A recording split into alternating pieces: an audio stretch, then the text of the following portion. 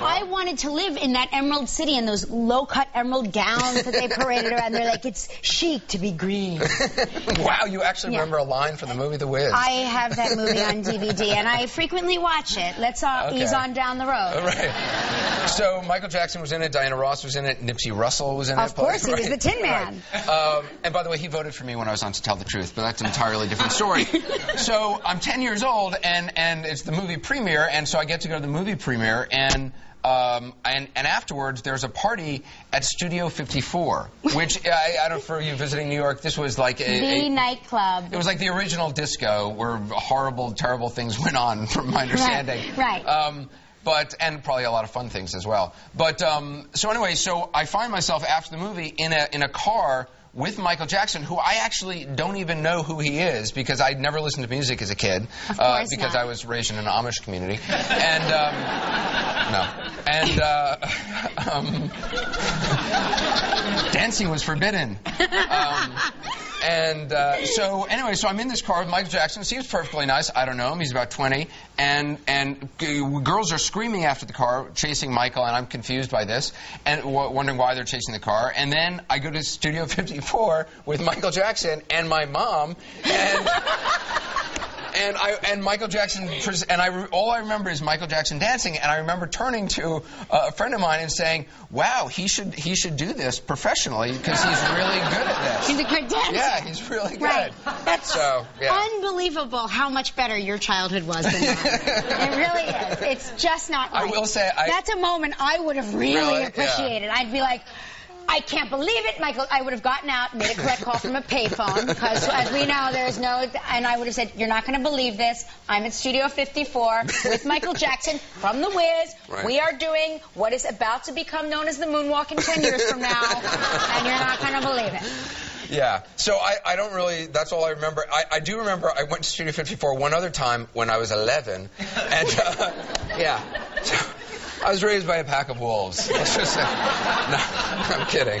So I went with my mom and saw Grace Jones perform at Studio 54 when I was 11 years old. And all I remember about it is being terrified of her. And I remember...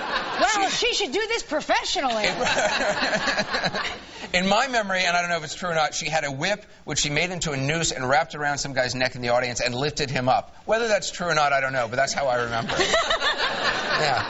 I believe that's true. I want to believe it's true, too.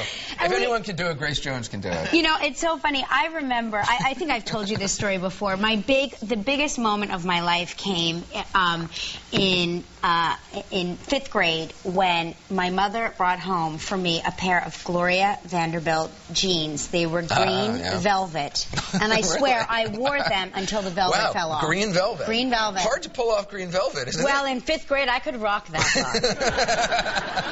And it was like the biggest moment of my life. So I'm picturing your mom. Well, you pay for my college education, so I appreciate that. You are more than welcome. But I'm thinking about you so totally not appreciating the fact that you were at Studio 54 with your mom, well, when that jean Gloria Vanderbilt. When that jean thing first came out, I remember my brother and I had this game, which was to count throughout the day how many people's derrieres we saw with my mom's name on them. No kidding. Yeah. My mom didn't think it was all that amusing. But, yeah. That's really cool, though. Yeah, it was odd. It was unusual. Yeah, although it seemed normal at the time.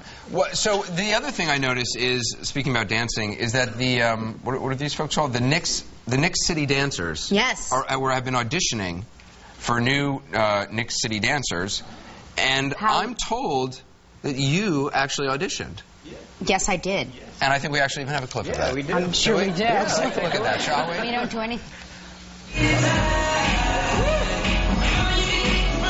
Wow. Which one are you? Oh, there you are. Wow.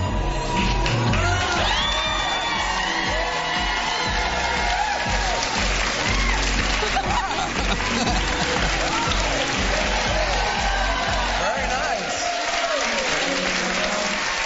Whoa.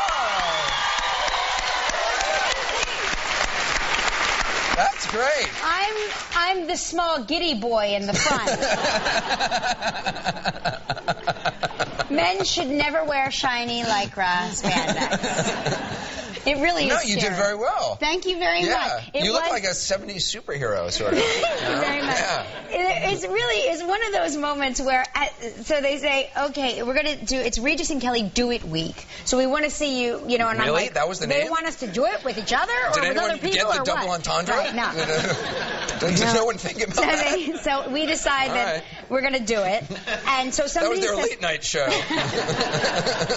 they want to see if we can, do various stunts throughout the city, and mine was to dance with the Knicks City Dancers. And I was like, oh, sure, that'll be great. I was a cheerleader in high school, and I know how to move, and I'm thinking back to high school in New Jersey in the 80s, pom-poms, cheerleading costumes, it's going to be like that.